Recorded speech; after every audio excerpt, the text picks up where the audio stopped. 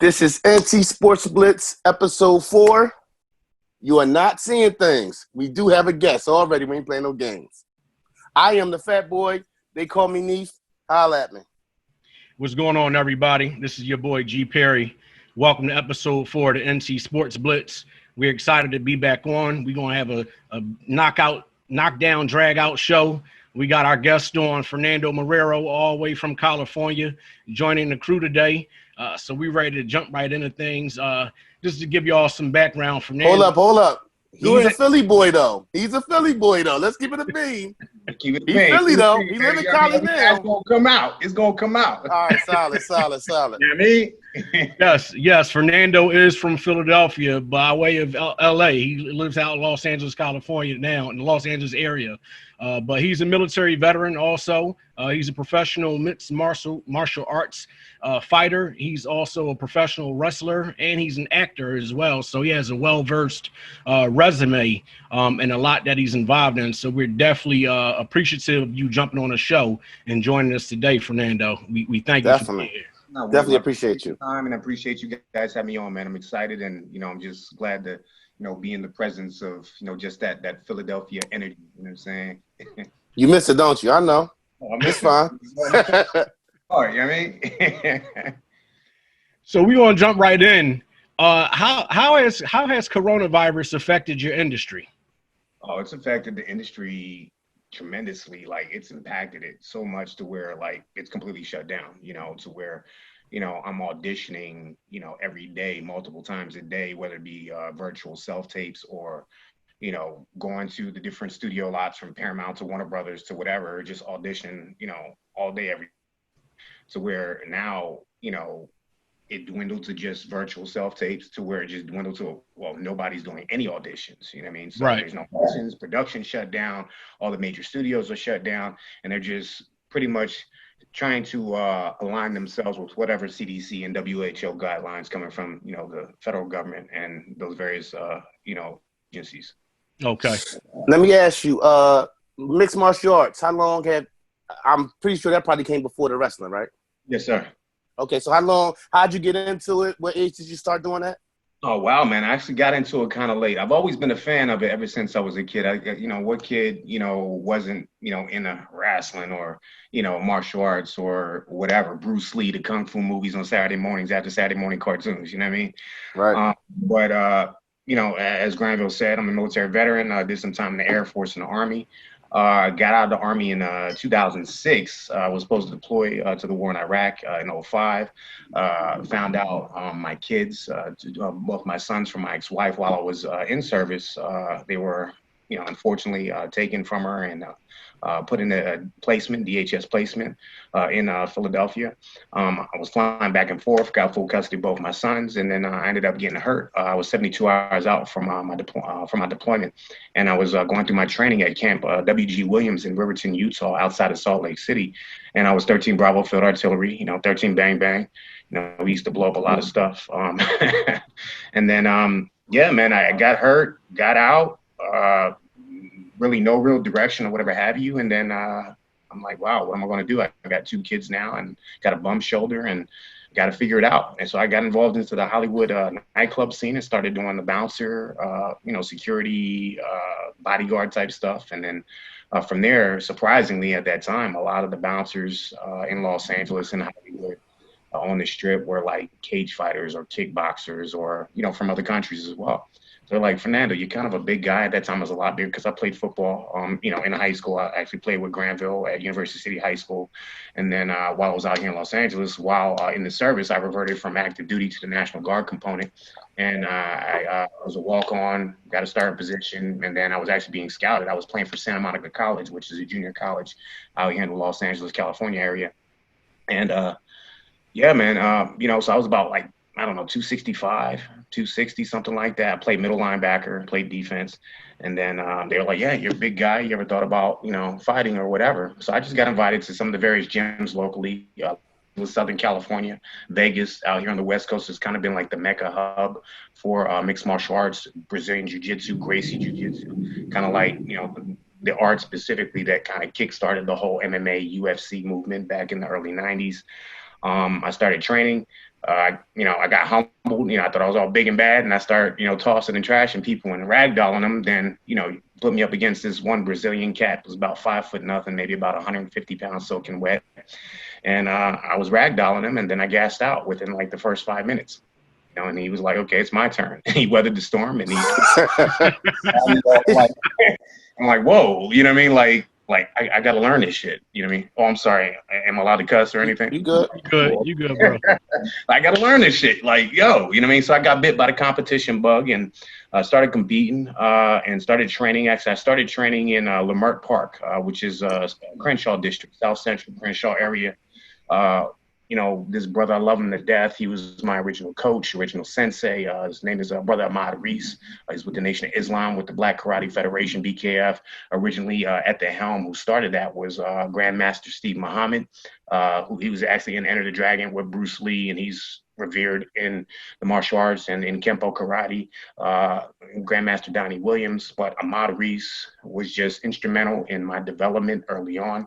He's always been instrumental and mentored me throughout the years, even when I went out and branched out and trained with other camps and other gyms and lineages. And it was like a little dungeon. Who would have thought? Little martial arts, school in the hood on Crenshaw, right off of Crenshaw Boulevard.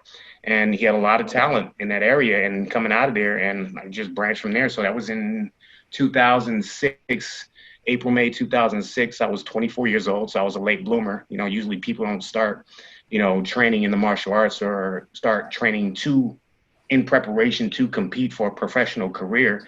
It's just unheard of. Usually, they're starting out, wrestling since they were little, competing martial arts. That's usually in the formative years in childhood or your teenage years and things of that nature. So that's definitely a different story, a unique story, but you made it work. Yes, who would you say has been your biggest influence in the mixed martial arts arena? Wow, early on as a child, I think we all got exposed to Royce Gracie and the first UFC, and how everybody was just awestruck and amazed, how impressive he was, in this what was deemed as a human cockfight or a blood sport or it's barbaric or whatever. There were no rules. No weight classes. It wasn't regulated yet. And for him to be at that time, Royce Gracie, respect to the Gracie family, Brazilian Jiu-Jitsu and all that, 6'1", 160, 170 pounds, and he's going up against guys like Kimo Leopoldo, or Ken Shamrock or Dan Severn. And, he's I heard of them. Breaking arms, choking people out or whatever, And he just kind of kickstarted that. So early on as a child, he was one of my biggest influences. And then just growing up, the sport has evolved so much, the sport of Brazilian Jiu-Jitsu and even at mixed martial arts. And then, growing up and then really, being drawn to it even more so, like guys like Quentin Rampage Jackson, Kevin Randleman. I actually met Rampage Jackson, believe it or not, true story. I was worked security. I did security for CBS KCAL 9, and also KCBS Channel 2 News out here in Los Angeles.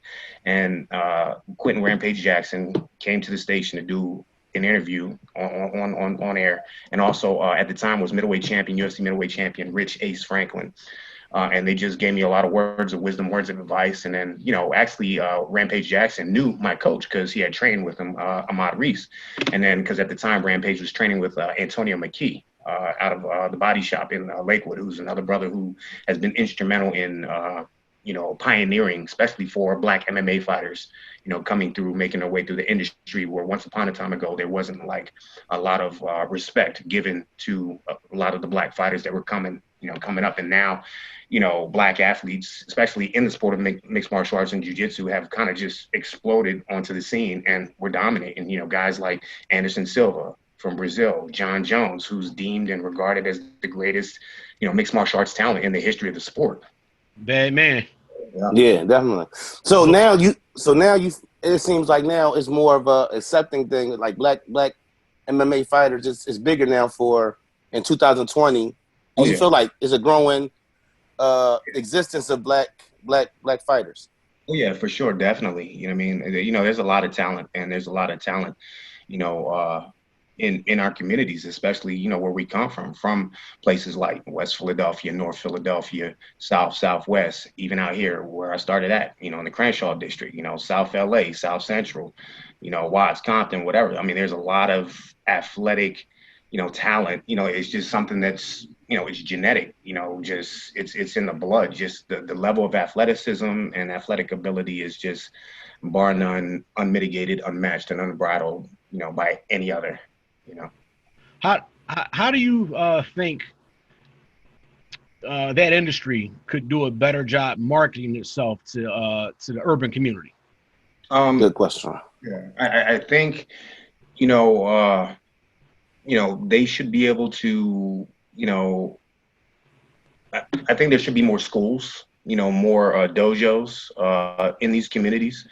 Just me personally, that's something that I've always aspired to do and to bring, not only to, you know, because, you know, I've been out here for so long in Los Angeles for about 18 years, but I always wanted to do something as far as that, but also along the lines of mentorship, you know, for, you know, young Black and brown kids coming into inner city communities here in Los Angeles, coming back home to my hometown of Philadelphia, putting something in West Philly and North Philly and Southwest or wherever, going out to Coatesville, Pennsylvania, where there's a huge Black demographic, you know, that pretty much consists of, you know, the population of Coatesville. And Coatesville is an old steel mill, steel industrial town about 48 miles southwest of Philly, you know what I mean? And, you know, there's a lot of talent out there, but also too, you know, a lot of the city, especially specifically back east and that holds, you know, strong, high Black demographic is, you know, it's economically depressed cities. So something like that, I think definitely could revitalize those areas and definitely enrich a lot of the inner city Black youth. Do you think that MMA would be good for young Black kids with a bunch of aggression, like, you know, like the hard heads? Do you think that would teach them discipline and get them some skills in life that, you know, like, you know, we all military guys. And I swear, man, it's barely a time when my alarm go off so I'm always up before it because I'm built that way because of that. You know what I'm saying? So do you think the training, not even if they don't pursue it, can help young kids as far as discipline and, you know, some lessons in life? Without a doubt, 100%, absolutely. I'm gonna go on the record, and I say it every time when I have these conversations. Mixed martial arts, jiu-jitsu saved my life. Just like with the military, you know, coming out of inner city Philadelphia, coming out of DHS and all that, whatever have you, you know, surviving and championing the trauma and the dysfunction that a lot of our people come from and go through, especially, you know, as young men and young women, you know, as boys and girls, you know, just to have the opportunity to have an outlet, you know, to express ourselves. Because, you know, if you think about it, you know, fighting, martial arts, it's like probably one of the most ancient, earliest forms of, you know, artistic expression. You know what I mean? Going back to the Olympics. And a lot of people try to say that, you know, wrestling itself started with, you know, the ancient Greeks and Romans, which, you know, is bullshit. You know, it goes back to Nuba wrestling, which predates the Greeks and Romans by thousands of years, going back to ancient Egypt, going back to Kemet and Kush and whatever have you. So definitely, for sure, without a doubt, you know, it can help, you know, be like an outlet to channel whatever negative synergy into positive synergy and to basically, you know, be more positive and productive as a human being. Even when coming out of inner city Philadelphia, you know, we don't have many options, you know, and my option to get out, my escape was the military. You know, a lot of people, we go into the military. You know, we couldn't afford college. We didn't come from families that, you know, had 401ks or that, you know, was born with silver spoon in their mouths and, you know, whatever type of inheritances or whatever have you. You know, we had to do what we had to do in order to survive, to break those generational curses and the generational change. You know what I mean? Absolutely. That was an excellent question, Neef. I was literally thinking of that same exact question. Hey, I'm on my I still on your toes, G. Just in different words. No, it's all good. Great minds think alike. So I'm not mad at you. Oh, I got another question though. I'm curious, Fernando. How did the wrestling come into what you're doing as far as, you know, the MMA? How did wrestling become part of? Yeah, I'm on it, baby. I got you, G. Don't worry about it. How did wrestling become part of? You put a bug in my brain, Neef. Hey, we from the same, you know, from the same block. We think alike. You know what I mean? Fernando, this is who I grew up playing football with. When it was time, when I came outside 10 o'clock in the morning on a summer day, I knocked on Neef's door. Neef, let's go. It's time to play football. And he was right out there with me.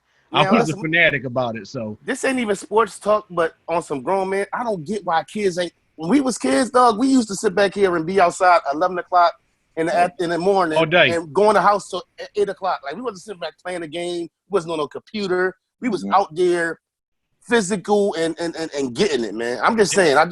They're missing it. They're definitely missing out, man. Definitely.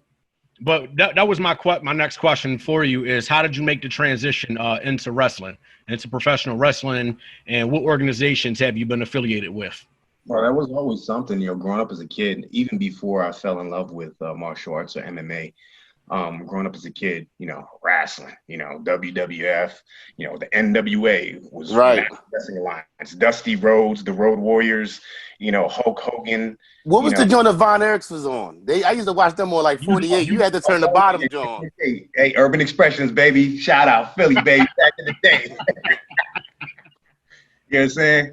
But the Kerry Von Erich and the Von Erich family, they were based out of Texas, and out of the Dallas, Texas area, and they had a promotion. Their father, Fritz Von Erich, he was heavily affiliated with, and he did a lot of bookings. He was a booker as well. He was a talent back in the day as well. But it's called WCCW, World Class Championship Wrestling, and they were because back in the day, professional wrestling was broken up into territories. Yep. So, so you had the Northeast Territory, you had the Mid-South, Mid-Atlantic, you had, the Texas Territory, you had Los Angeles, then you had the Pacific Northwest and, Seattle and, Portland, Oregon, and just so many different territories to where there was like a mutual respect between different bookers and different promoters. So, okay, this is my territory. You're not going to step on my toes. You go ahead and promote and do what you need to do over there. I'm not going to step on your toes. And then they'll exchange talent, from time to time. And different, talents would go throughout the different territories in order to stay fresh. And, okay, you made all the money. You're oversaturated in one territory. Now I can start over because nobody's seen you in a different territory. And you can make, a fuck ton of money. Right. That's been kind of obsolete, over the last, 30 years, 35, 40 years. The territory days kind of ended, in the mid to late 80s. Ted Turner, bought WCW, which WCW was a branch off of the NWA, National Wrestling Alliance. NWA for a period of time, and they're actually around now. They have a promotion in NWA. It's called NWA Power. It's down based out of Atlanta, Georgia area, but they've went belly up, resurfaced, whatever, a number of times throughout the years. But Ted Turner, media baron, mogul, bought out, Jim Crockett Promotions, who was responsible for the NWA, Mid-Atlantic territories with, the names of the Four Horsemen, Arn Anderson, Ole Anderson, Ric Flair, Sting. Yes, my guy. That's my guy. And then it turned into World Championship Wrestling, which was also known as WCW, which was a huge rival to the WWF, the World Wrestling Federation.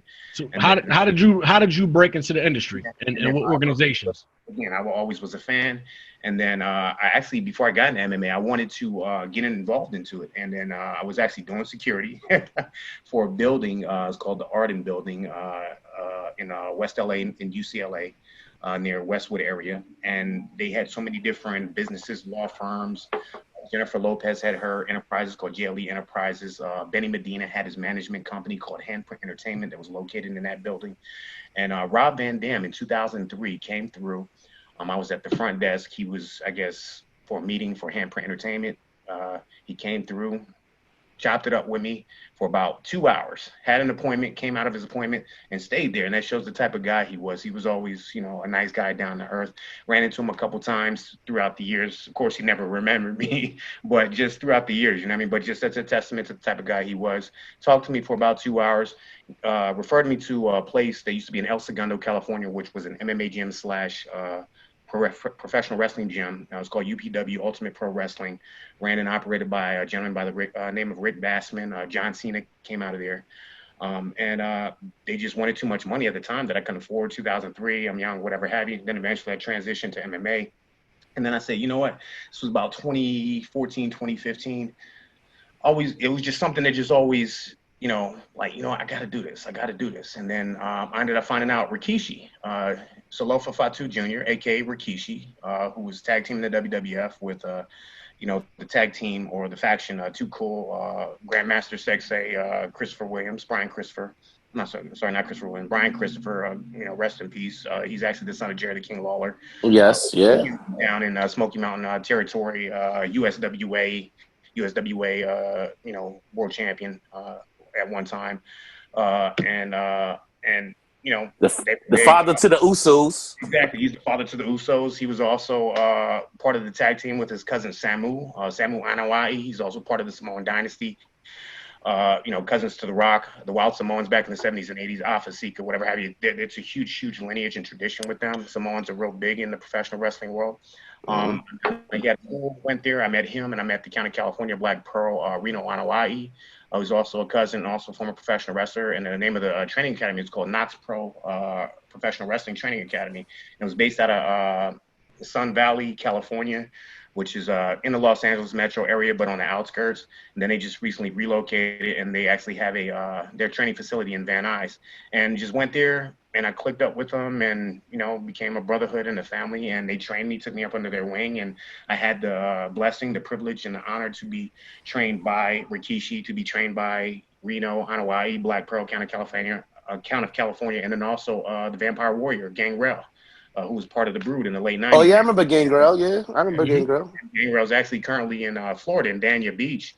He operates and owns his own wrestling school and company and promotion called GWA, Gangrel's Wrestling Asylum. And he's doing quite well, great guy. And I learned a lot. And they brought me into the industry, trained me up, and put me on shows. And we did Territory League, WrestleMania weekend, 2015, 2016. And then from there, APW and all the local independent circuit scenes and everything else. And then COVID has kind of impacted everything with the professional wrestling, like with any other industry. And then from there, I just kind of branched out and did my own thing. And, I booked and worked for California promotions, independent promotions such as Blacklist Pro Wrestling, APW. I'm currently the Eastern Pacific heavyweight champion for a promotion called UEW, Underground Empire Wrestling, which is kind of like the modern day equivalent to what, I'm not sure if you remember, Channel 48. ECW. Extreme Championship Wrestling based out of... Dog, Fernando, stop playing like we don't know about ECW. Stop playing. We're not going to do that. You know what I mean? Come on now. You talk about Rob Van Dam. Rob Van Dam was a bull at ECW. Right. Taz. Yep. Sandman. What's my man named? Sabu? The Dudley Boys. Yeah, stop playing, yo. So come on now. For the listeners out there that don't know you or they're not familiar with wrestling or MMA, what's your wrestling name? Let the people know. PBA. And tell them what that stands for. The Philadelphia Badass, baby. Okay. I mean, got to represent yourself everywhere I go. You know what I mean? And everybody say, well, hey, you've been in Los Angeles since 2002. It's about 18 years. You're an Angelino now. I'm like, no, I will never be an Angelino. I will always be from Philadelphia. A Philly boy. Philly boy. You know what I'm saying? Young boy, old hair, whatever we do. You know what I mean? And a lot of people, since I've been out here, I've come across people from Miami, people from, Los Angeles, from Vegas, whatever. And then I try to tell them, hey, this is what it is. And, Philadelphia, you know what I mean? And that they haven't heard that and not familiar with that term. It's like, Philadelphia, what's Philadelphia? You got to be from here. You know what I'm saying? Right. So I'm curious, coming up, first of all, I'm curious, style-wise, who do you look to now, current, that you feel like are the guys, or you feel like some of the best guys, whether it's main names worldwide or guys that you come across just in the industry? Who are the guys that stick out to you in the ring that you enjoy to watch? Because, I personally like watching a match. I love to watch like AJ Styles or AJ Styles to me. What's my man name? Seth Rollins to me. I'm a little guy. I like the little. I'm not a little guy, but I like the little guys get the best matches. The power matches. I don't want to see Brock Lesnar. You know what I'm saying? I want to see the little guys who really put that work. Shawn Michaels back in the day, he the king to me. But who sticks out to you now currently that you like to watch? Now, currently, right now, I agree with you. I'll say definitely AJ Styles for sure. AJ Styles, but AJ Styles ain't really like a new guy. AJ Styles has been doing this for like 25. Yeah, he like 40. Yeah, he like 40, right? He's been doing this, since the 90s. And a lot of people don't know that. I think it's because he just popped up and got his opportunity with WWE, formerly WWF. I remember him at TNA, though. I remember Shortcut. The thing is with wrestling, a lot of people think professional wrestling or even the road or the path to becoming an MMA fighter, it's like a road of glitz and glamour and success and, jet flying, limousine riding, type shit. You know what I mean? It can be that, and it has the propensity to be that, but there's a lot of dues you got to pay, and it's nothing. It's gritty. It's hard on the body. You're not making a lot of money. It's definitely a labor of love, and you got to love it. You can't be in it for the money. You know what I mean? And eventually, once your opportunity does come, it will come. But AJ Styles, I like Keith Lee. I like him.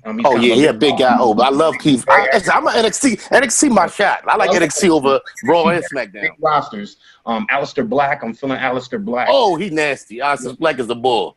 And then even Drew McIntyre. I like here and there. I'm like on the fence about Drew McIntyre, but other than that, what about Ricochet? I love Ricochet, but the thing is, Ricochet is one of those old school cats who's been on the independent scene for a long time, and they just getting that mainstream, just getting that mainstream look, right? And Ricochet he's a bad dude. You know what I mean? But it's a shame that they waited so long and late in the game into his career to give him that opportunity because, physically he's not able to do a lot of the phenomenal shit that he used to do. You know what I mean? He's got so many injuries. But he do phenomenal shit right now. That's just crazy. I seen him. Him and Velveteen Dream, who I like to, they had a little conversation or whatever. So, Velveteen Dream up the ramp. Yeah. Ricochet in the ring. Mm-hmm. Ricochet hits the ropes, flips out the ring, lands on his feet, like on the ramp though. Like the ramp from the ring, like he flips and lands on his feet and walks up to him. Like, what he does physically is crazy. The cage was like 20, 30 feet up, and he landed on the dudes, you know what I mean? But a lot of the guys, I pay attention more to the independent scene, and there's a lot of guys that's out there, that are really doing a lot of great things and have the opportunity, given the opportunity to really make a name for themselves, and you wouldn't be disappointed. But there's guys here in the SoCal scene, guys like Snipes, He's from Philadelphia, West Philadelphia, and he's out here, tearing it up on the California scene. Guys like TMD and Moonshine Rex Calhoun, they're part of a tag team called the Rock and Rodeo Express. K-Dub, you got, good homie of mine who's actually the son of the Tonga Kid, who is the brother of Rikishi in real life. The Tonga Kid was real big in the 80s. He was in the movie called Body Slam with Roddy Piper back in 1985. It's a throwback classic. Man, he was part of the tag team, the Samoan SWAT team, also a.k.a. the Head Shrinkers. But his son... I remember the Head Shrinkers. Yeah, Rikishi's nephew, the Tonga Kid's son, his name is the Samoan Werewolf, Jacob Fatu. And he's currently the MLW Major League Wrestling heavyweight champion. And for a big dude, the dude's about 6 feet, 6'1", close to tipping the scales at 300 pounds, and he is jumping around like a cruiserweight, doing some of the most phenomenal aerial shit I've ever seen. And I've actually had the blessing to come up with him, train with him, and also I've had some live matches or whatnot in front of audiences, and we blew the roof off the joint. Crazier than Keith Lee, because Keith Lee a big guy too, and what he can do physically is crazy. Look out for Jacob Fatu, the Samoan Werewolf. Google him, whatever. It's just a matter of time before he really blows and can really show what he does. His cousin, Lance Anawai, who's actually the son of Samu.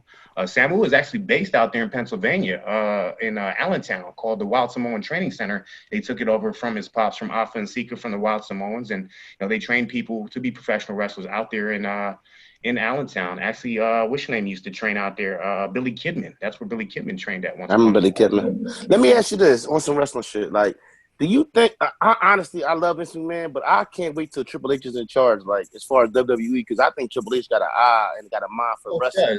He does, and it's new, and no disrespect or shade to Vinnie Mac to Vince McMahon, but he's old. He old as fuck. You know what I mean? He almost 80 years old. He don't see it. You don't see it no more. With him, it's all about ego. And if this ruins my potential chances with the WWE, whatever, fuck, I don't give a fuck, because I got you know what I'm saying? I'm always gonna keep it straight 100. You know what I mean? That's how we do it around here too. Exactly. Yep. Yeah. So it is what it is. But yeah, Vince McMahon, and I have, I disagree with a lot of the approaches that they took over the last 20 years, especially with the dissolution of WCW during the Monday Night Wars, where WCW was kicking their ass for like 88 straight weeks in a row, about 2.5 years. And, investors started to pull out. Ted Turner got tired of it. If Ted Turner really wanted to battle Vince McMahon, Ted Turner was a billionaire before Vince McMahon was a billionaire. They could have competed and they could have buried WWE, but, it was just too many Chiefs and not enough Indians. You know what I'm saying? Right. So just to put a bow on this for our listeners, we are talking wrestling right now. We have our guest, Fernando Marrero, on. He is a professional mixed martial arts fighter. He's also a professional wrestler. So we definitely thank you for coming on the show with us today and sharing your story, your history, and dropping some knowledge on us and putting some historical content on wrestling for our viewers and our listeners out there. So we're going to pivot and we're going to move forward and get into some of the segments we got for this week. So topic number one we want to jump into is about Cam Newton. Cam Newton is a former league MVP, 2015 league MVP, led the Carolina Panthers to the Super Bowl, and they lost to Denver Broncos. He was released late this offseason, and he just finally was signed by the New England Patriots. So I just want to get both of your perspectives. What are y'all expectations for Cam Newton this season playing with the Pats? And why do y'all think it took so long for him to get signed? All right, I'm going to go first. I'm not sure why it took so long. We know the talent's there. I mean, what worries me about Cam is the evolution. When you play that quarterback position, any position in sports, you can tell a lot by athlete to me by, okay, your physicality is only going to take you to a certain point. So it comes a point where as though your mind and you think in the game has to take over. Tom Brady is not a physical guy, but you respect Tom Brady. Some of the best quarterbacks in the league, even if you talk about Drew Brees. Drew Brees physically isn't intimidating, but mentally what he can do on the field takes up for his physical incapability. If that's the right word, right? Yeah, you good. So I'm interested in the evolution of Cam. I think I think New England's going to be good, but regardless of whatever, it's going to be interesting. It's going to be something you're going to check. When Monday comes or Sunday night or whatever, you're going to look and see what happened with New England. You're going to look and see regardless, but now you're really going to look and see how Cam performed and how New England performed. And this will determine the rest of Cam's career this year. Oh, yeah. No, I agree with you, man, 100%, absolutely. I think Cam is a special talent. He's a phenomenal talent. But like you said, your physicality is only going to take you but so far. And that's one thing in life that, I've come to know, especially being a professional athlete. As we get older, Father Time is undefeated. So right. There were things in my career that I had to adjust and I had to tweak a little bit to where I couldn't, stand there and, get punching bag and be like Rocky and just take punches and be in like a knockdown, drag out Donnybrook type style fight or whatever, even though sometimes you're going to be in a dog fight, but, and be prepared for that. But, and it, there's the guts and the fortitude, but if it goes to that, but if you can, be smart and you have to be cerebral and it, gets to a point of, technique, and the technique, you learn the technique, you utilize the technique and you're smart about what you do. I mean, the propensity for your longevity heightens that much more so, to where as opposed you get injured and your career is only 5 years and the average NFL career is 3 to 4 years on average. Right. To where, if you're smarter and then you train differently, you're more efficient. If he can learn to sit down in the pocket and pass more, but he's also got to build that trust and that unison and that synergy with his front offensive lineman. And if he can do that, and that's what Tom Brady has done. Tom Brady is well into his 40s. And I've seen games like typically on average to where he's in that pocket for at least 10, 15 seconds. Once the ball snaps, you got 4.5 seconds to get to the quarterback. Why is he sitting in the pocket for 10, 15 seconds, got all day to throw and to dissect you and pick you apart on the defensive front, So what I'm excited about is that Cam is working with the best coaches in the game. It's not even debatable. Bill Belichick is the best football coach in the history of professional football. And Josh McDaniels is an excellent offensive coordinator as well. So having a weapon like Cam, there's so many different directions he can actually go in with utilizing Cam. But like y'all spoke of, Cam has to develop the cerebral part of the game. And what you see change over the years with quarterbacking is that these guys are able to play longer into their career. Back in the day, there was no way on planet Earth a quarterback was playing into 40, 41, 42. That just wasn't happening. But now we've seen that occur with Peyton Manning, Drew Brees, Tom Brady. So if Cam can mature those other areas of his game, now he can elevate his game to the next level. The other thing is the year when Cam won league MVP, he really didn't have a number one option as far as that wide receiver because Kelvin Benjamin was his top receiver. He got injured in the preseason. And because teams didn't know what number one player to key in on, that made their offense more versatile. And I kind of see the similarities coming up with that with New England.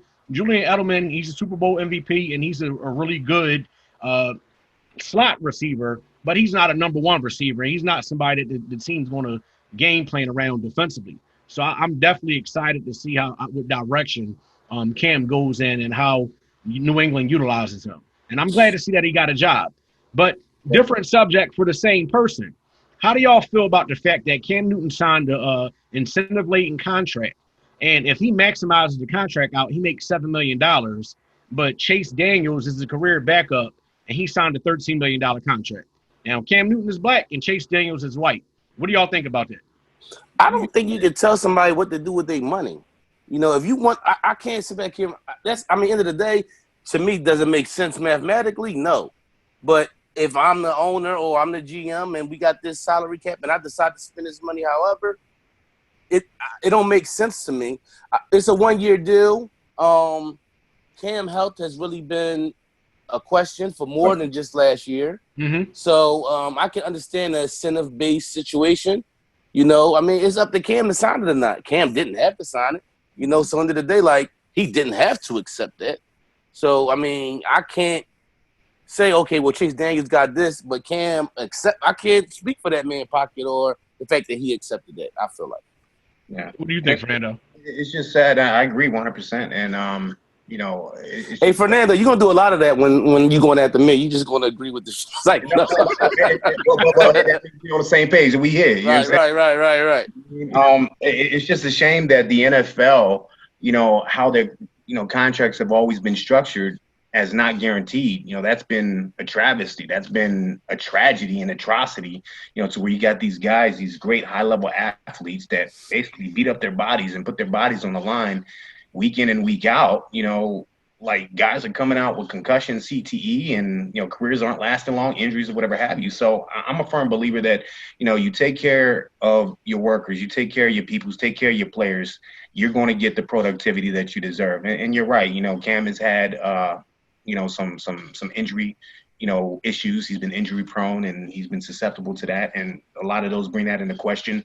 I definitely truly believe he has the capability to champion that. And when he does prove himself, the bigger contracts are gonna come left and right.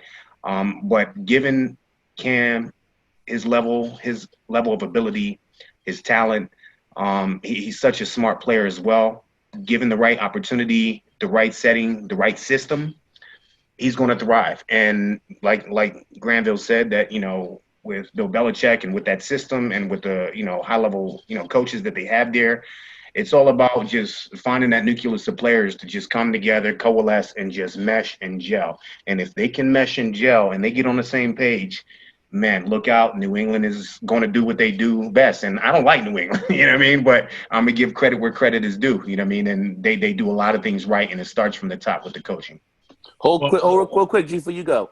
And I think you got to take into consideration, Josh McDaniels had Tim Tebow in 110 games in Denver. Yeah, I'm not comparing Cam to Tim Tebow, but if you can win 10 games with Tim Tebow, you should be able to do some things with Cam.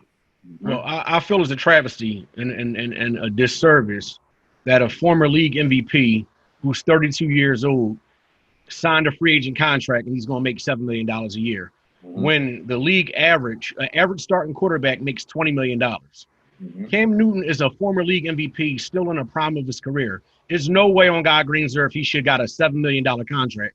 This is not the 90s. The NFL has grown. The revenue has grown. The money that they make has grown. It's unacceptable for him to get that deal.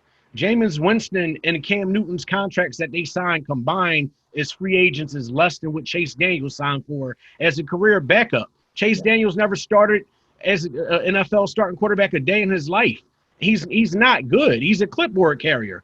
How does he go out and sign a free agent contract and get a $13 million deal, and you have a former league MVP that's still in his prime? I understand that Cam suffered a Liz Frank injury to his foot last year, and the season before that, he had a shoulder injury. But he's still 32 years old. We all know that a healthy Cam Newton is a dangerous New England Patriots team, and they're an immediate contender. I just think it's disrespect. And with all the racial things that's going on in this country, is in my opinion, it's another slap in the face.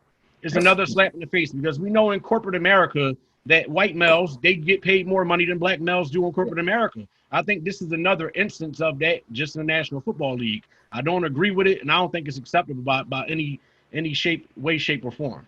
First off, Chase Daniels, I don't have an issue with you. I don't know why G keeps saying your name. I also, and I agree with you, but it wasn't like anybody forced Cam hand. Cam made a lot of money so far in his career. He could have easily said, you know what, I'm cool, and waited for another situation to arise, whether it was preseason or whether it was 2021 offseason. He didn't have to sign anything. I think he has the leverage to really, because of the injuries, and that's the thing. That's the go-to that they're going to go ahead and look at and basically stick that label on him. They're going to basically typecast him, blacklist him. Oh, he's injury prone. So this is why we're doing it, even though it's veiled. And I agree with Granville that it's veiled and there's something more to what meets the eye. But that's going to be their go-to. That it's veiled with that. Let me ask you this: Carolina also jammed him up. They could have released him a long time ago. They released him late in the offseason, which didn't make him available to suitors earlier. Right. Those guys that signed with other teams, they might not have got signed. They might have took a look at Cam. The other thing that jammed him up was coronavirus, because in sports, they want a known entity. They want to be able to do interviews. They want to be able to do physical exams and know what they're getting. And because Cam's coming off injury, they weren't able to go through that normal process. That also negatively affected them as well. But moving forward with the Patriots. Hold on real quick. I got one more thing. I think also his style of play plays a part in it because of the fact that he isn't your standard drop back quarterback. So with the injuries and the style where most of his successes coming out of the pocket, moving in the pocket, taking hits, he hasn't been very good in getting low and like Lamar Jackson, who even though he's physical, Lamar Jackson, I don't know if he got a sixth sense. You don't see him take those big hits. We've seen Cam take a lot of big hits throughout his career. You gotta have a good old line. If you ain't got a good old line, you're only as good as your offensive line. If you ain't got that, it's been times when he was out the pocket. I remember one game specifically when he came out the pocket. It was like a goal line play, and he came around and he went to the goal line. He kind of tried to walk in, and main man hit him on the goal line. I don't know if y'all remember that play. I do, but that's where coaching comes in play, and that's why I say he has the best coaches now. So that will help him limit some of the mistakes that he's made in the past. It should help him limit. And then I'm going to say this: New England, if you don't want Cam Newton, we'll take him in Philadelphia because Carson Wentz is injured. Y'all got like three. Y'all already got quarterback conversations going on. Exactly. Hey, if y'all don't want him, we'll take him. And if y'all don't want Colin Kaepernick, hey, Lori, you need to sign Colin Kaepernick. We'll take him. Shout out to Colin Cat. But moving on, what do y'all think about New England Patriots Gate 3?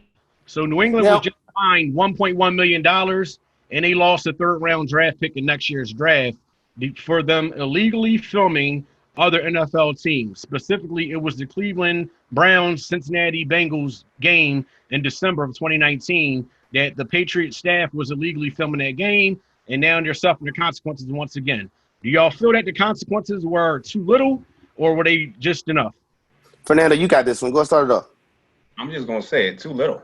Like, from Spygate to Deflategate, you know what I mean? Like, they've been, accused, investigated, and the investigations have been founded with overwhelming, mounting, evidence that, there has to be a precedent set. What do you do? Are you going to continue to allow this? Like, what are you saying to the rest of the league? What are you saying to, the rest of society, to the world, or whatever? I mean, that, where's the accountability at? You know what I mean?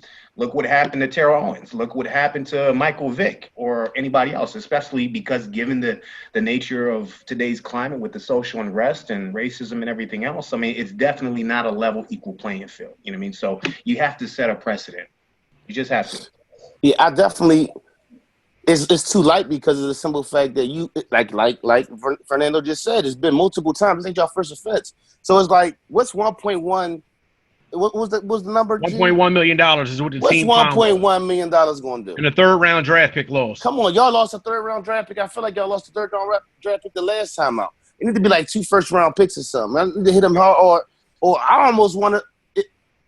I feel like college sports have bad teams for less. You get what I'm saying? Like y'all shouldn't be allowed to make the playoffs or something. That's what I think.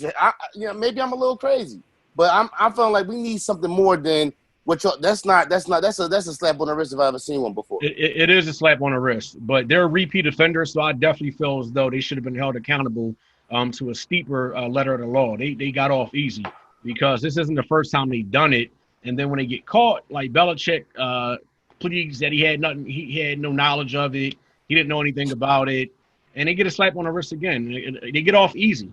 The NFL, you definitely need to hold the New England Patriots accountable for their actions. There's been rumors of them doing illegal tactics for the last decade and a half. Those tactics have contributed to them winning world championships. Now, have they done an excellent job with game planning and strategizing? Absolutely. I would never take that away from them. But they've also gotten an unfair advantage in some other areas as well. And if they're going to continue to do that and go against the rules, they need to be held accountable to the fullest level of the law.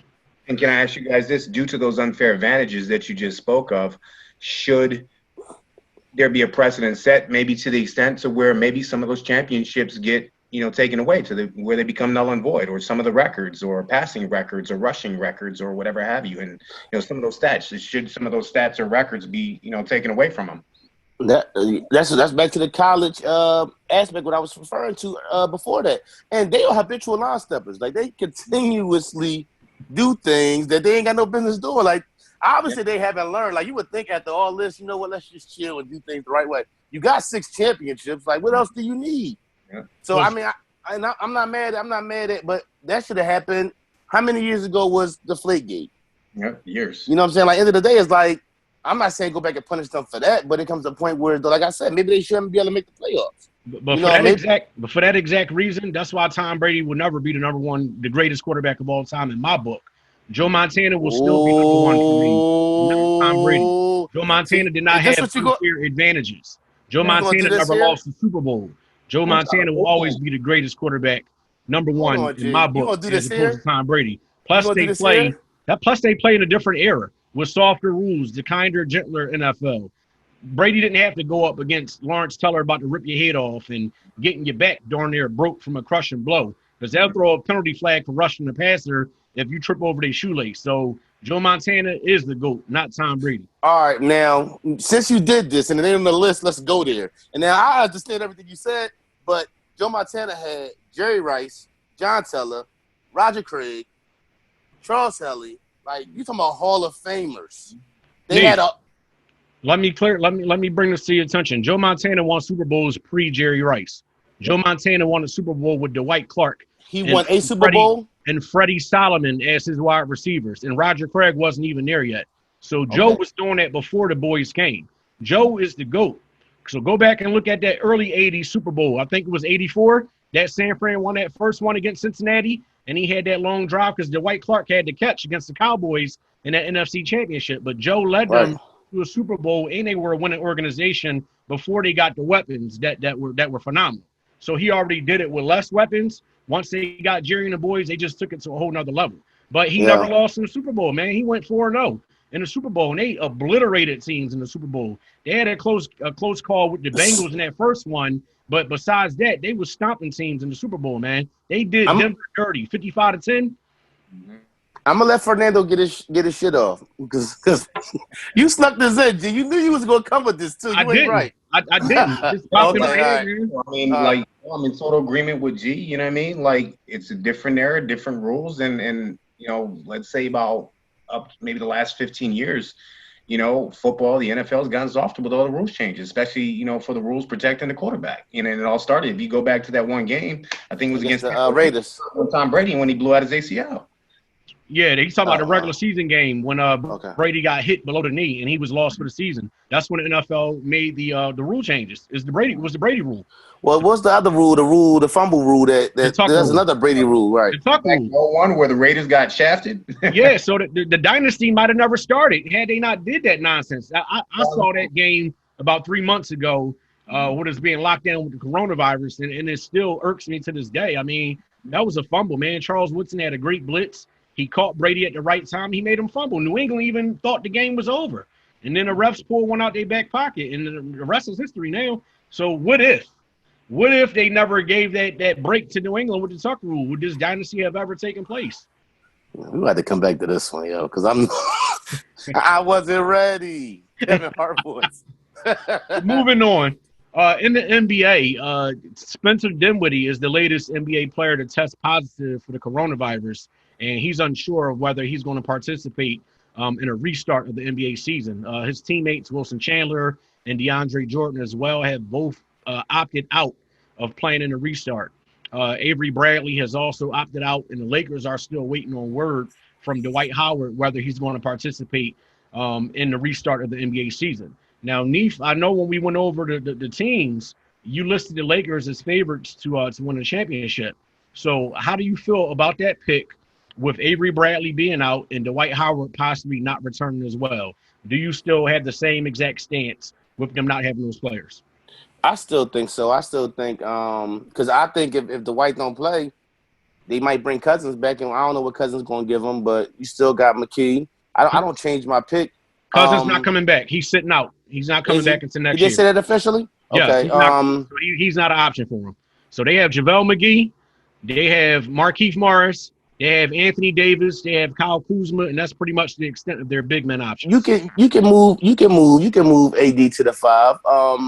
I still picked them to win. I like AD at the 4 mostly though. I thought that was a bad choice when the season started. When they said he's gonna put him at the 4, I'm like, why? When you had Kuzma starting, but I think he's quick enough to play against 4s, so that don't change for me. I'm interested in like the Nets.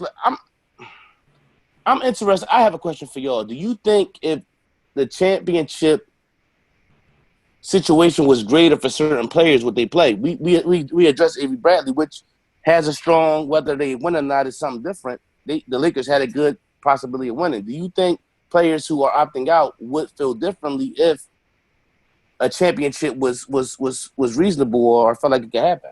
I'll say no.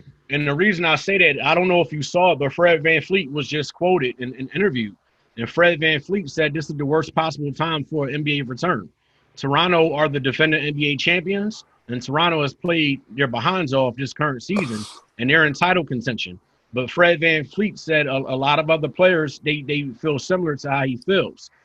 He also stated that if the masses were in agreement with how he feel and they didn't want to come back and play, he definitely would be on board with that. But he's sticking with his brethren, and they want to come back and play. You know, a lot of guys have a financial incentive. Some guys are hurting because all professional athletes are not good money managers. So they live check to check, just at a different bracket.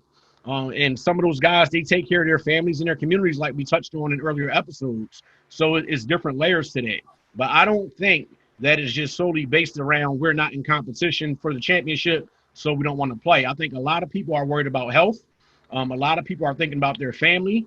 A lot of people are still thinking about the different social issues that are going on as well, because kudos to the WNBA players. A lot of those ladies are not coming back to play because they want to remain focused on protesting and getting changes enacted with laws and focusing on these people that have been innocently killed by police over the last 10 years and beyond that. So I don't think it's just connected to that, Neef, to answer your question. Okay. Fernando, you got something? Yeah, no, perfectly elocuted, man. And I think definitely it comes down to, you know, being interdependent. Like we're part of something bigger. You know what I mean? Like, granted, we all love sports. We want our sports, basketball, football, hockey, baseball, whatever have you. But, you know, we're at a crossroads in society, you know, civilly, socially, you know, politically, you know, and given the election coming up real soon, you know, that, you know, people have to prioritize, you know what I mean? And, you know, people are prioritizing, and, you know, it's like a consciousness awakening of what's really going on and, you know, what takes precedence and priority in your life. And at the end of the day, you know, even though we all love sports and it was part of our development growing up as human beings and as athletes or whatever have you, but at the end of the day, it's not the most important thing. And definitely it's about health and family and whatever have you, and given everything that, you know, G just stated. All right, let me ask you a question. And I've had this talk up with other people, but not talking about the athletes, right? But I've heard things by people saying that, oh, if sports come back, people will forget the issues, right, that's going on in the world. And to me, I don't understand that, because if something's important to you, sports coming back shouldn't change how you feel about it. If you were going to protest on Thursday and the NBA comes back and you're not protesting on Thursday because the NBA comes back, I feel like then protesting wasn't truly as important as you made it seem to be, because a game coming on or the NBA starting back up shouldn't stop that movement. Am I wrong, or do y'all see that differently? Agreed. Absolutely. No, you're not wrong at all. I know that the NBA, they're also going to have Black Lives Matter painted on the courts down in the at the Disney World Center down in Orlando if the league continues and they do restart. So players are very aware of what's taking place, and they're really taking a stand. It's been a domino effect since so many people have came together and took a stance. It gave other people the courage that they might not have had before, that now is the time to step up. Like, this is a historical time that we're in now. And it's like, when you look back on this moment, what did you do in this moment? Did you stand and fight and draw a line in the sand for what matters most to you? Or did you cower away and go hide like a mouse? So I love what I'm seeing. I love driving around and I see older white people, they're out with their signs up. They're out protesting. They're taking a stance. It's unfortunate that a lot of people have been oblivious to the peril of Black people for years. Some people really didn't know because they didn't want to know. They didn't want to know. So it's like, if it doesn't affect me, I'm not concerned with it. Now, since you had rioters, you had looters, you had protests, you had people destroying property and buildings, you got the coronavirus. Now it's like, okay, we're going to put this all in your face. This is what's really going on. This is reality. This is how people have been getting treated. And for some white people and non-Blacks, they're devastated knowing how people have really been getting treated. And it's a shame that it took for all of this to occur for them to finally wake up and get the message. It shouldn't have taken all of this. But It is what it is. And we can't go back and change time, but we can change the future by making different changes within ourselves and within our communities. So that's better late than never. Better late than never. Yes, absolutely. So shout out to Colin Kaepernick. He's set to have a deal done with Netflix. They're going to do a 6-part series on him of what led up to him protesting racial injustice and police brutality and things of that nature. Did you see that in the news? I haven't seen it, but I seen it when I didn't get a chance to look it up. But I'm actually very anxious to see, because I feel like he hasn't been vocal enough. I understand I feel like we need the vocal. I feel like I need to hear from him. So I'm very interested in seeing this 6-part documentary, because it's like he's so quiet, and the moves he make. I just need, sometimes maybe I feel like I need to hear, his thoughts, and I feel like this opened up a lot of things for me just actually seeing it, because he's been so quiet. I think his quietness hasn't really gave me the full, for me personally. Maybe somebody else see it differently. I haven't been able to totally understand where he stands because he's been quiet. Right. You want to know where he stands on things currently, what his plans are. And the steps that, like you said, the steps that he went through to get to this point. Because he hasn't really dug deep into it. Right.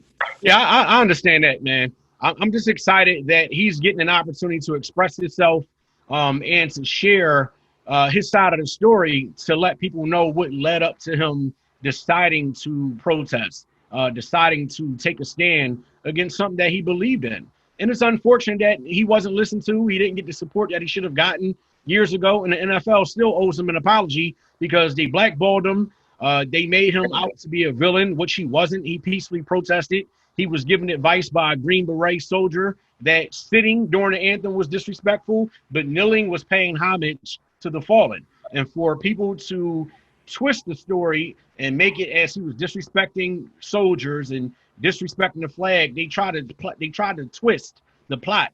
It was never about that. So I am glad that he's getting a contract, which is going to put some more money in his pocket from Netflix, and just really give people insight to what led up to that process. So I'm definitely looking forward. Oh yeah, for sure, without a doubt. Fernando, before you go, I don't even think it was just the NFL. It was a lot of America who act like they didn't understand what it wasn't just the NFL. It was a bunch of people in America that act like they didn't get what was going on as far as what Colin was doing. Mm-hmm. Yeah, and I don't understand why they don't. And it's crazy because it usually comes from a demographic that they say all this, and they say that, well, it's disrespecting the flag, it's disrespecting our troops. Well, when I talk to people like that, when I say, well, you're talking to prior service military member. I served my country proudly. Granville served his country proudly, and I tell them, well. And Neef too. Neef is a veteran also. I got the same. I got 2006 too. Okay, good stuff. So Neef is a veteran too, and it comes from a demographic that, has never served. So it's like you claim, you want to make America great again. Okay, well, go contribute and serve, and dedicate 4 to 20 years of your life, to making America great, the America that you claim you love, and to strengthening our numbers against, threats both foreign and domestic. It comes from these people who don't have a clue, who have never served, and it usually stems, the reason why they never served is because they come from affluent families and situations to where they go to college or these Ivy League schools and they don't have to serve, or they don't feel as though that they want to serve, or they're lazy, or they're just cowards. So you claim you're a patriot. You cannot, in my opinion, in my book, and I'm sure you guys can attest and agree, that if you have not served, you cannot claim that patriotic bullshit. You are not a fucking patriot. And you can miss me with that, and I'll say that to anybody's face.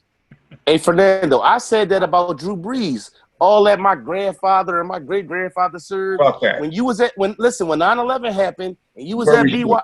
We did our time. We did our time. Where was y'all?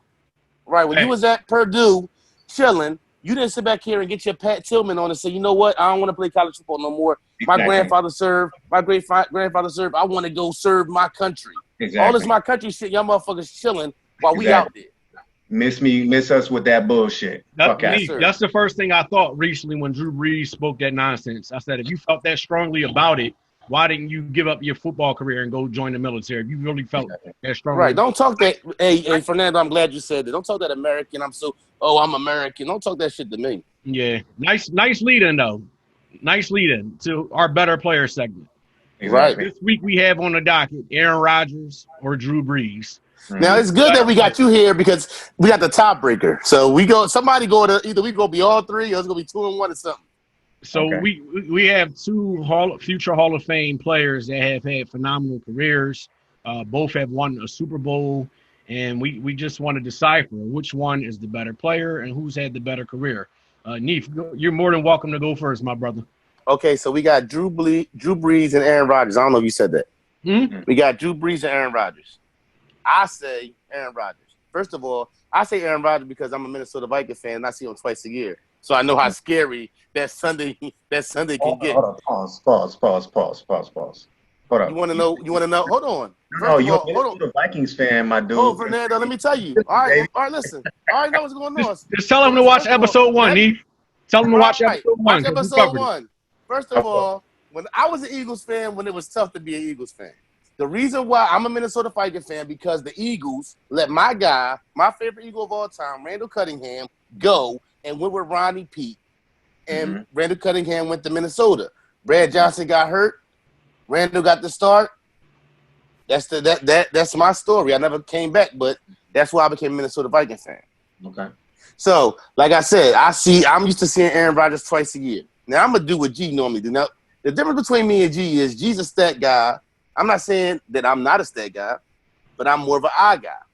I'm not saying G's not an eye guy, but he's more, I feel like, maybe I'm wrong, he goes more by the stats than the eyes. To me. Correct me if I'm wrong later on when you go. But I'm going to do some G shit. So, Aaron Rodgers has had 1,200 career rushing yards, while Drew Brees has only had 600. Aaron Rodgers has had 16 rushing touchdowns, and Drew Brees has only had 8. And their career completion, their passer rating, Rodgers is 104, Drew Brees is 94. And their career completion percentage is, I think, Drew Brees is a little bit over Aaron Rodgers. So the run factor, you went in the game or we driving down the field, I had to pick one. I want Aaron Rodgers in that backfield leading the charge before Drew Brees, and those stats support my movement. I'm gonna leave it at that. I feel you on that. I think overall, as a talent, as a skilled player, and I think he still has time left in his career. I think maybe, he seems to be a better person, and it seems that he garners and generates more respect amongst his peers and also professionally as well. Aaron Rodgers, again, I will label Aaron Rodgers as a better talent, and he has more time to still accomplish, even more accolades and achievements or whatever have you. But overall body of work, Drew Brees. So therefore, I would say Drew Brees is probably more of a premier talent because of his overall body of work and stats and statistics, whatever have you. But Aaron Rodgers ain't done. Drew Brees is on his way out the door. Aaron Rodgers, for sure, without a doubt, I'm pretty sure he's going to get another one or two more before it's all said and done. Interesting. So you're the tiebreaker, G. I'm not worried about no tiebreaker, brother. And just to clarify for you, no, I'm a combination. I'm an eye test person. I go by what I see done on that court, and I'll analyze and break things down. And stats just supports my stances on various things when it comes to the players. But Aaron Rodgers, he's actually played 6 less seasons than Drew Brees.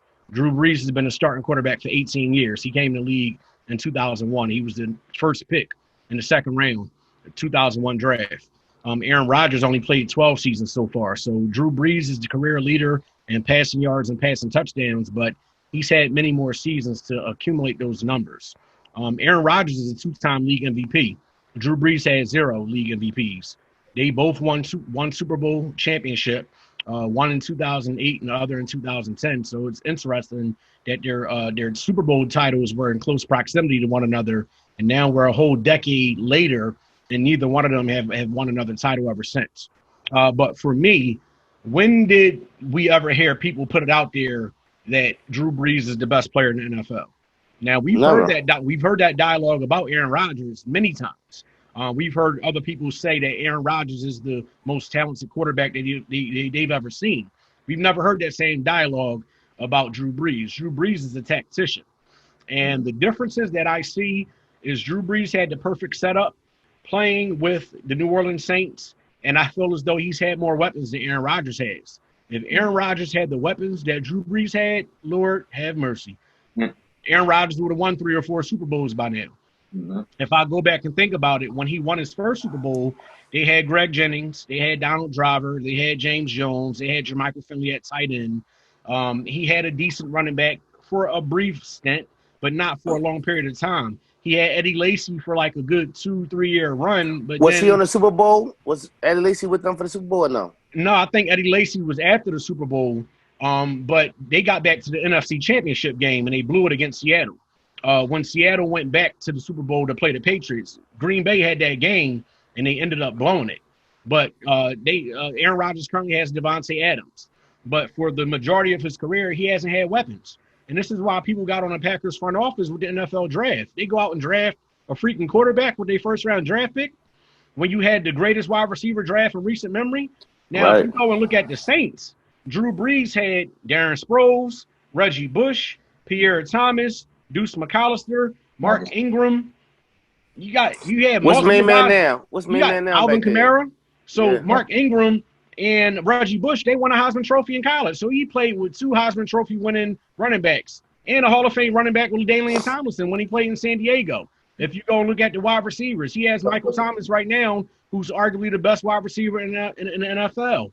He had a prime Jimmy Graham. So when Jimmy Graham was dominating the NFL, that's who Drew Brees was thrown to for years. Right. He had Devery Henderson. He had Marquez Colston, who was a perennial Pro Bowler. He's always had a good offensive line. The other separator for me is that Drew Brees didn't win enough. Out of his 18 seasons, I think he had 10 winning seasons. He had 8 losing seasons, some 8 in 8 years.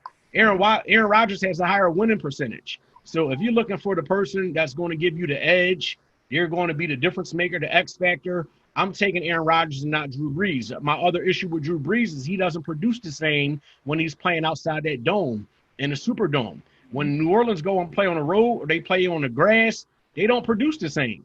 That's a problem for me.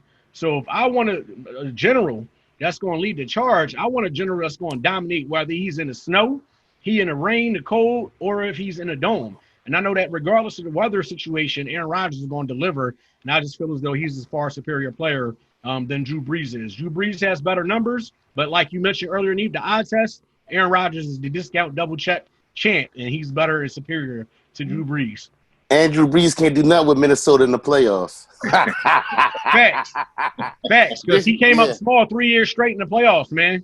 2 years against us.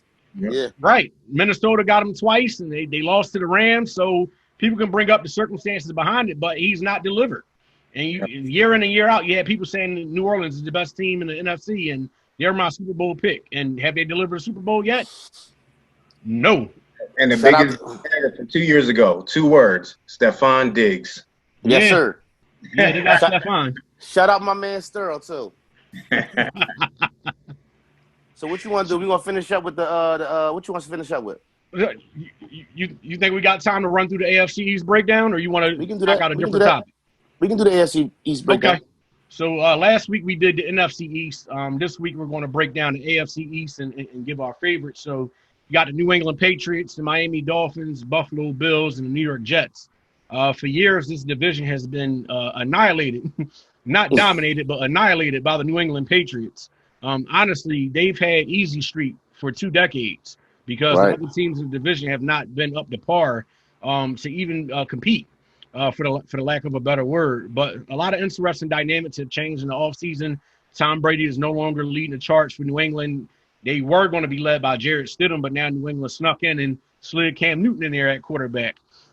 So you have the New York Jets. I see the Jets coming in 4th place in the division. They did draft Sam Darnold at quarterback 2 years ago. He's a talented guy, but I don't think they upgraded their offense enough to be able to make some noise. They lost Robbie Anderson, who was their number 1 wide receiver. Why they let him go? Robbie Anderson went to Carolina. Quincy Enunwa, he had neck injuries, and he's on the brink of having to retire due to injury. So their top returning receiver is Jamison Crowder, who's really a slot receiver, and they drafted Denzel Mims out of Baylor in the draft. They got Le'Veon Bell, but their offensive line is not that good. Le'Veon's getting long in the tooth. They don't have enough weapons. They did add some guys on defense, but in my opinion, not enough difference makers. So for me, I see the Jets with a 6-10 season on the horizon, maybe 4-12, worst case scenario for them. But I don't see them making any noise. They just need to add more talent to their team. And I mean, look, they already had this dispute in the offseason with Jamal Adams, who's arguably their best player. They don't even want to give him the money that he deserves. So I don't see them going anywhere anytime soon. They still have a lot of work to do with upgrading their talent. Go ahead. They had Bard, too, Anthony Bard, going into last season, who last minute signed. Well, he agreed to sign and then changed his mind and went back to Minnesota. So they almost got him. And there's an issue with the quarterback. I mean, the coaches seem like Gaze is like. Yeah, how did he even get the job? I mean, we discussed this last week about the lack of African-American coaches in the NFL. Adam Gase didn't do anything when he was the Miami Dolphins coach, so why would the Jets run out an all eager beaver to sign him and bring him in like he accomplished something? You just sat back here. To me. You got Le'Veon Bell. Le'Veon had issues, and then him and Adams having issues. That's not a good look. Right. Coming in 3rd place in the division, I actually see the New England Patriots. Oh, okay. I see the New England Patriots coming in 3rd place because the Patriots roster is old.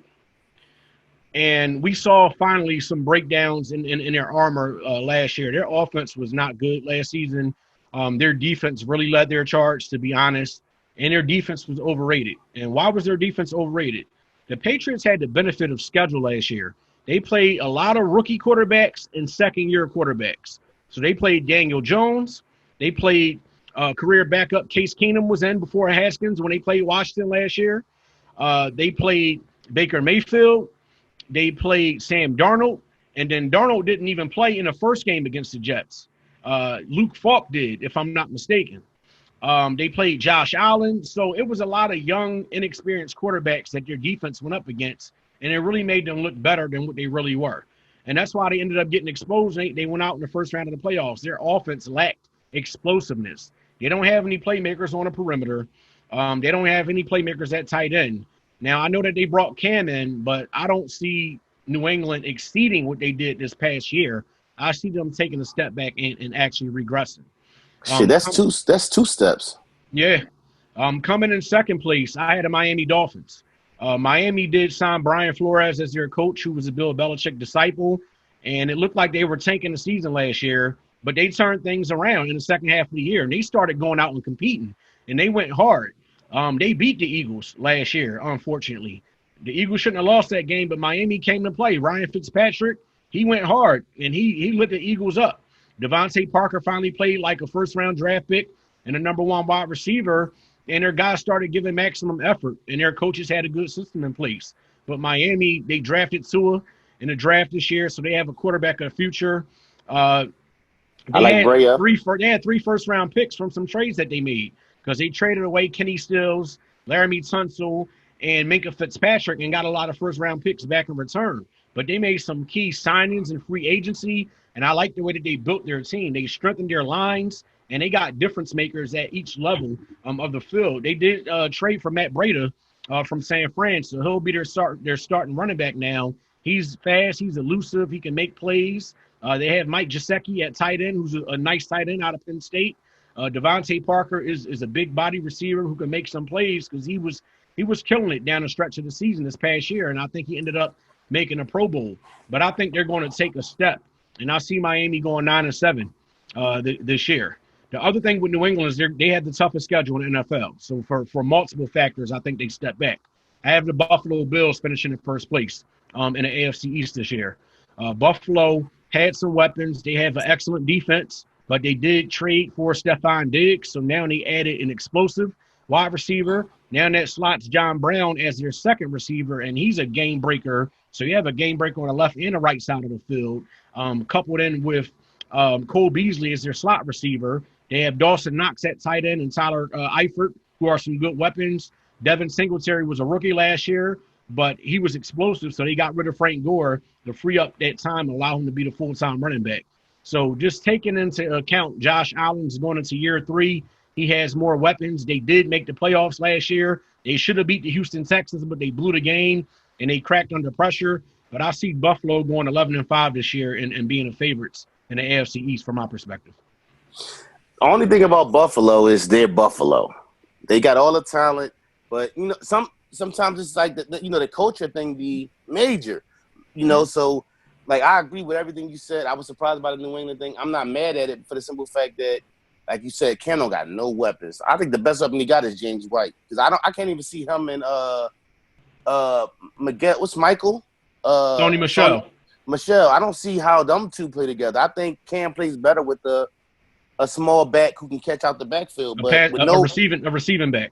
Right, with those weapons as far as the receivers, man. Unless Harry really step up, and Cam not being known as an accurate quarterback, right from the jump. I have no issues with anything you said, but I don't.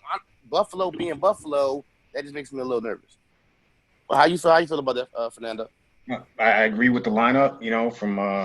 From last to first. I definitely think the New York Jets is in a rebuilding phase, and it's going to be about 2 to 3. They're about 2 to 3 years out before they can get back to any perennial contention.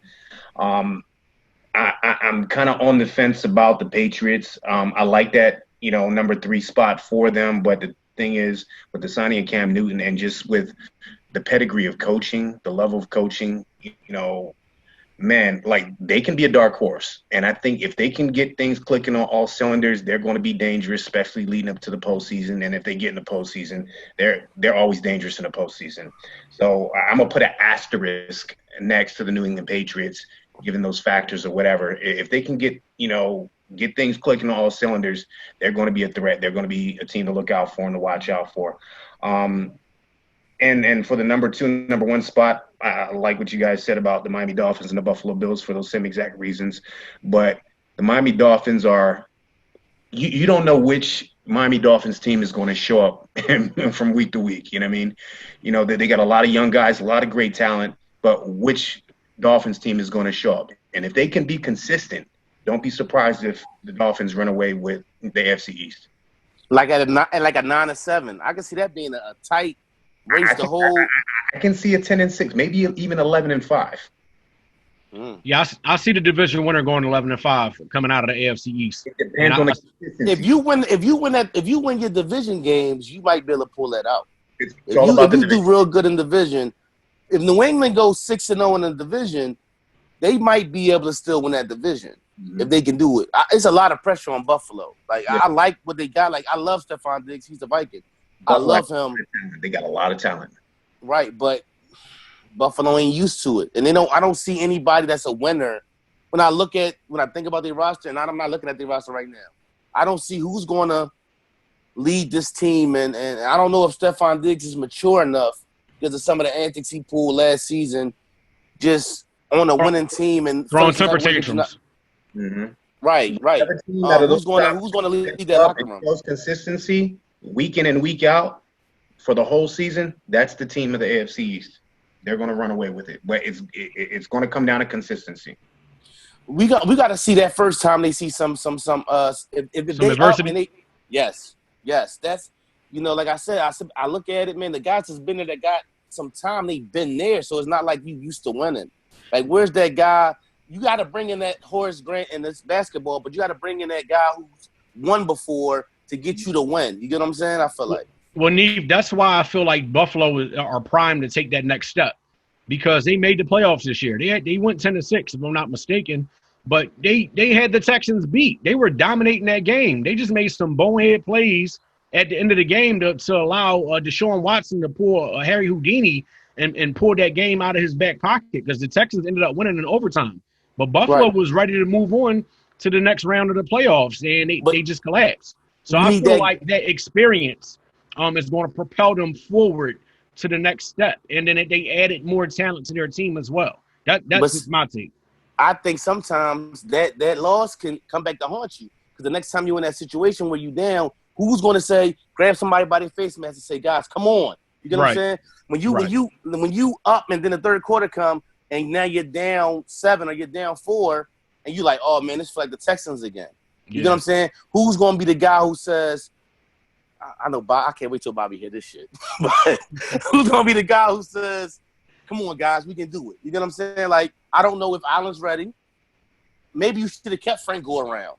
But even though he's not known to be one, I'm curious to see, like I look at the roster, who's going to be the guy who you're looking for the leadership. Sideline. Right. Yeah, you're looking for leadership is what you're looking for. So only time will tell. But hopefully there is a season, and hopefully they're able to play and go out there and prove us right or prove us wrong. But we definitely appreciate all of our listeners tuning in. Just some places y'all can find us. We're on YouTube, NT Sports Blitz Podcast. You can find us there. You can find us on Spotify, Google Podcasts, Apple Podcasts, Radio Public, Pocket Cast, Overcast, and Breaker are some of the places you can tune into the NT Sports Blitz. YouTube, Twitter, Instagram. Yes, we're on Twitter and Instagram as well. NT Sports Blitz Podcast. You can find me, G Perry, on Twitter and on Instagram as well. And Neef, go ahead and let the folks know where they can find you. That's Blitz with a Z. We from the hood, okay? We Blitz with a Z, all right? Ain't no S's. Philadelphia. You know what I mean? Fernando, we appreciate you. You're welcome to come back anytime. We ain't got to talk wrestling. You can just come back and just do what we just did. Let us know. I appreciate that, my brother. You know what I mean? Again, thank you so much to the both of you. It was a great session. And anything you guys need from me, hey, G's always family, Neef, you family now. So, hey, moving forward, you know what I mean? It's all good. And you just let me know. And whether y'all want to talk MMA, wrestling, or just to kick it, you know what I mean? And, like I said, I got a whole plethora of, MMA cats and wrestling cats. And even like my son is doing great things, even though, he was raised out here in California, but those Philadelphia roots and that blood, it's in his veins and it runs deep. And, 6-time California state champion, won the national championship. We're going to get John on the show. His son, the beast, Neef. We're going to get John on the show. You were telling me. We're going to figure it out. And he's an Olympic hopeful, you know what I mean? So, and it's just, we were just in Pennsylvania because he was supposed to compete in the Olympic qualifiers in Millersville, Pennsylvania, outside of Lancaster, Harrisburg area. But the qualifiers got canceled. The trials, the Olympic trials at Penn State got canceled. They were on April 4th and 5th. And then, of course, as we all know, the Olympics, the 2020 Tokyo Games were postponed to 2021. We may not even have a 2021 game. So we'll see how the state of current affairs develops as we move forward. But hey, thank you guys. Stay safe. God bless. Hold on, Fernando. Let them know where they can find you at. Where you wrestling? Where you doing? Give them all your information. Yes, sir. Hey, you can check me out. From wrestling, I'm also I'm in this entertainment industry in these Hollywood streets, doing my thing, doing what it do. You can find me on IMDb. That's the Internet Movie Database. See my body of work. Just Google me, Fernando Marrero, IMDb, or the Google search engines, Fernando Marrero MMA, SureDog.com.